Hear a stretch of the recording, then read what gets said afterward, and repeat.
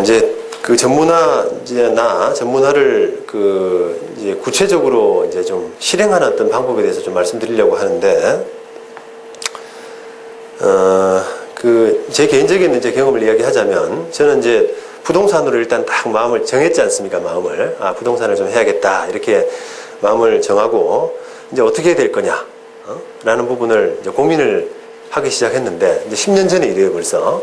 근데, 그 당시에는 이 전문화에 대한 사실 심각한 고민들이 별로 없었습니다. 다들. 우리 이제 국민들이 사회적으로 이 변호사 수가 자꾸 적다, 자꾸 인원을 늘리자 이런 말들을 많이 하잖아요. 근데 지금은 모르겠습니다만, 제가 적어도 10년 전에는 확실히 변호사가 적어요. 적어서 우리 인구 10만 명당 변호사 수 이런 이야기를 많이 하는데, 그게 다른 외국에 비해서는 훨씬 낮습니다. 그러면 변호사 입장에서 볼 때는 참 좋죠, 기존에. 그러니까 변호사가 별다른 어쨌든 변호사도 사건 수임을 해야, 자기가 수임을 해야 그게 매출로 연결이 되고 생활을 할 거 아니겠어요? 근데 그 수임에 따른 노력이 별로 들지가 않아요. 자기 기본적으로 변호사 수가 적기 때문에 가만히 이렇게 특별한 노력을 하지 않더라도 자연스럽게 찾아오는 고객들이 많단 말입니다. 근데 그렇기 때문에 그 당시 10년 전만 하더라도 별다른 이 전문화에 대한 고민이 없었습니다.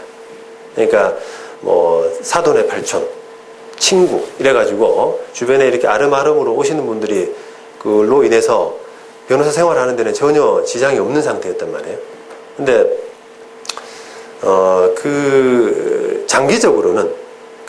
장기적으로는 변호사 수가 이제 늘어난다. 저희들도 이제 제가 사법시험 300명대에 이제 합격을 했거든요. 그리고 제 다음 해까지가 300명이었는데, 그 뒤로부터는 이제 500명, 그 다음에는 600명, 700명 이렇게 해마다 100명씩 늘려가지고 1000명까지 가는 그런 스케줄이 잡혀 있었어요, 이미. 그래서 제가 연수원 수료할 때만 하더라도, 이제 사람이 쏟아져 나오면 우리도 먹고 살기 힘들다. 그래서 전문화라는 대비를 해야 된다라는 생각들은 다들 있었어요. 근데 그게 절박하지가 않다 보니까 별로 이렇게 실천에 옮기는 사람들이 별로 없었습니다. 그래서 제가 전문화를 이제 어떻게 해야 되냐, 부동산이라는 분야를 잡고 실행에 옮겨야 되는데 어떻게 해야 되느냐라는 부분을 고민을 할 때, 뭔가 이렇게 모범이 될 만한, 오늘 받을 만한 사람들이 없었다는 거죠. 그래서 나름대로 이제 제가 나름대로 모델을 만들어서 이제 고민한 어떤 결과들을 여러분한테 말씀드리는 건데, 결국은 이게 우리 제 변호사 개인적인 경험인데, 자기 일거리가 있어야 결국은 전문화가 됩니다. 어떤 TV 프로그램 보니까 아주 유명한 헤어 아트라 그러나요? 머리 깎는 분, 뭐라 그러죠? 헤어 디자이너? 네, 그분 하여튼 그분 디자이너가 이제 하는 이야기가, 이제 무명 시절에 경험을 쌓기 위해 가지고 그냥 무료도 많이 깎아주고 그런 경험 끝에 자기가 이렇게 성공했다 이런 이야기를 하더라고요. 근데 그 경험이 참 맞습니다. 자기가 특별한 어떤 백이 없으면 결국은 이 실력을 쌓아야 되는데, 실력 쌓기 위해서, 경험하기 위해서 사회가 그냥 이렇게 고스란히 좋은 조건으로 뭔가를 제공을 하지 않는 거입니다. 그러니까 남들보다 좀 좋지 않은 조건, 경험 이런 부분들을 많이 쌓아야만 명성이 쌓여서 결국은 단계에 올라가게 돼 있거든요. 저도 마찬가지죠. 아까 예를 들었던 제 경기고등학교 나온 친구에 비하면은 정말 이게 제가 장점이 없잖아요. 서울에 와서. 저는 부산 출신이고 서울에는 아무 근거가 없거든요. 그러다 보니까 결국 승부할 수 있는 방법은 실력밖에 없지 않습니까? 실력을 쌓으려고 그러면 경험이 있어야 돼요. 많은 사건 처리 경험. 처리 경험이 있어야 변호사들이 공부도 하고 또 어떤 사건을 풀어나가는 능력도 생기고, 근데 경험을 하게 해줍니까? 사회가. 아주 피레미 같은, 피레미 같은 초보 변호사한테 그런 경험을 안 시켜준단 말이에요.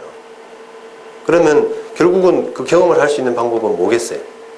싸게 하는 거죠. 싸게. 가격을 적게 받으면은 아무래도 경제적으로 어려운 분들이 맡길 수가 있어요, 사건을. 그래서 저는 어떤 부동산 분야에 사건을 좀 맡아야겠다. 이래야 내가 장래 유명한 변호사가 될 수 있다. 이런 생각을 하고 그 사건 분야를 이제 부동산 분야로 좁히면서 가격을 좀 낮췄어요, 많이. 그 대신 다른 분야 사건들은 제값을 받았습니다. 다른 분야 사건들은 안 할 수가 없어요. 내가 아무 무명인데 이것저것 가릴 형편이 아니에요. 사건이 사무실 유지가 안 되니까. 그래서 다른 부동산 분야 아닌 사건은 제값을 받고 부동산 분야인 사건은 가격을 싸게 하니까 어떻게 되냐면 나중에 이 비부동산 분야의 사건은 점점점 안 들어와요. 안 들어와요. 부동산 사건은 점점 늘어납니다. 사람들이 세상은 굉장히 이제 합리적으로 돌아갑니다. 사람들도 현명해지고 제가 부동산 분야를 많이 하는데 다른 사건을 다른 변호사가 비슷하게 받으면 다른 변호사들, 그러니까 그 분야에서 뛰어난 변호사들을 그냥 들도 그만큼 비용을 받기 때문에 똑같은 보수를 받기 때문에 그쪽으로 갈 확률이 훨씬 많아요. 그러니까 우리가 여러분들이 용어를 아실지 모르겠지만 전관이라 그래서 법관이나 판사나 검사 출신들 그런 사람들이 이제 소위 잘한다 그런 평들이 있거든요. 그래서 그런 분들한테 가지 저한테 일반적인 사건들이 잘 안 옵니다. 우리 김 교수님도 전관 출신이죠.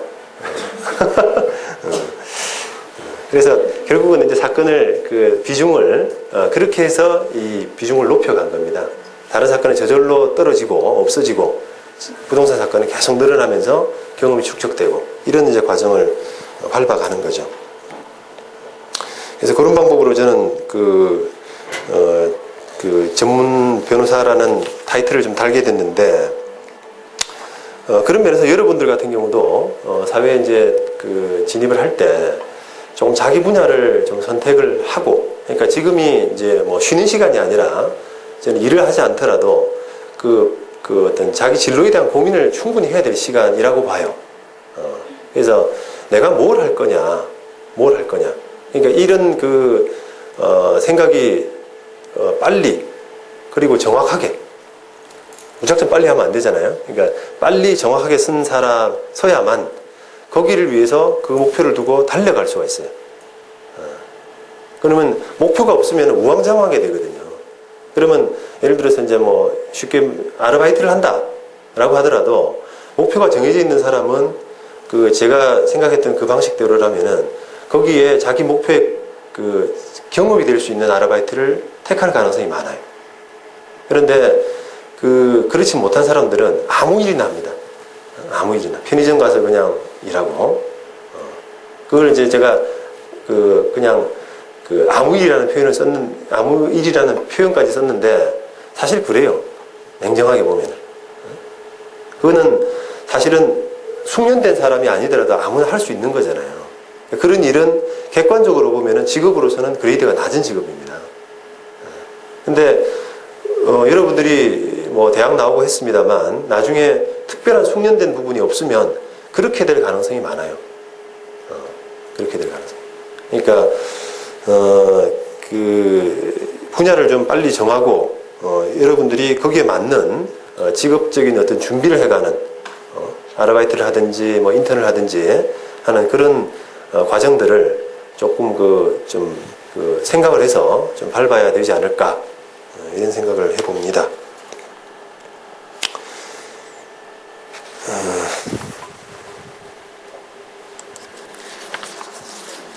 결국은 이제 제가 부동산을 하겠다 이렇게 이제 마음을 먹더라도 내가 부동산을 한다 이렇게 아무리 떠들어도 세상이 알아주질 않습니다, 별로. 그게 참 자기를 알리고 뭐 이렇게 자기를 남들보다 이렇게 두각을 드러내고 하는 그런 부분에서 참 시간이 생각보다 참 오래 걸리더라고요, 이게. 저는 열심히 하는데 잘 안 돼요. 그래서 이제 사실은 뭐 부동산 부동산 법 분야에 경험을 쌓으려 그러면 이제 사건 처리를 이제 많이 하는 그런 경험을 쌓아야 되는데 그 경험을 쌓으려면 사건 수임을 해야 되잖아요. 근데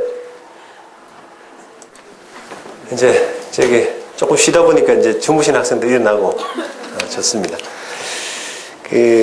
결국은 이제 사건을 통해서 이제 그 경험을 좀 많이 쌓아야 되는데 결국은 이 사건이 많이 와줘야 되잖아요. 그럼 내가 결국은 이런 일을 하고 있다 이런 부분을 좀 알릴 필요가 사실 있어요.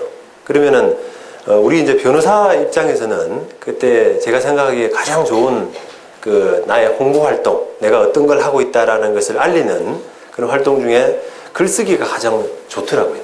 글쓰기가. 그러니까 우리 이제 전체적으로 변호사 업계에서 보면 이 변호사들이 자기 일 이외에 나머지 할애를 잘 안 합니다, 시간을. 일 말고 글 쓴다든지 책 쓴다든지 이런 부분에 대해서 되게 활동들이 좀 적더라고요.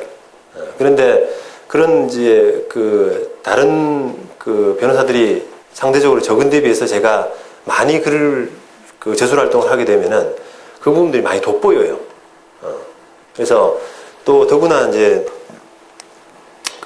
점점 이제 시간이 갈수록 전파력이라 그러나요? 내가 글을 하나 써놓게 되면, 좋은 글을 써놓게 되면 그 글이 단기간에 퍼질 가능성이 많다는 거죠. 그래서 나를 알리는데 훨씬 어떤 매체라는 측면에서는 여건이 참 좋아지고 있는 상황입니다.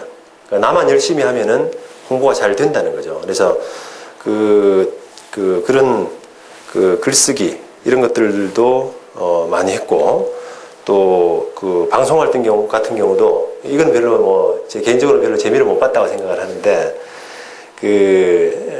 이 부동산 분야의 이제 방송 활동 이런 것들을 통해서 저 사람이 부동산을 참 많이 하는 변호사다 이렇게 이제 인식이 되게끔 그런 활동들을 좀 많이 했습니다. 그래서 마찬가지일 거예요. 아마 여러분들이 뭘 하려고 할 때는 어떤 분야에 의지가 있으면 조금 더 적극적으로 좀 대시를 해보세요. 적극적으로. 소극적으로 하지 말고, 피하지 말고, 과감하게 좀 이렇게 다가가서 자기 하고 싶다. 이런 표현을 해주시는 게 좋아요, 그게. 저는 개인적으로 좀 직원들을 뽑을 때 의지가 있는 사람을 제일 좋아합니다.